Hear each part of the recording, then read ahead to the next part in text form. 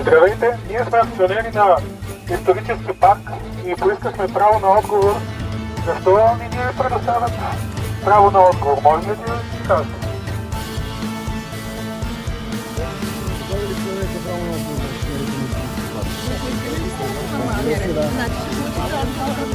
Получен и е отказан.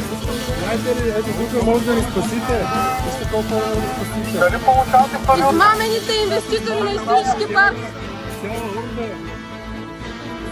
Не мога да ви кажа. Искате ли да получите отговор, защо сме се събрали? Ама разбирам, че сте се Продължаваме, да.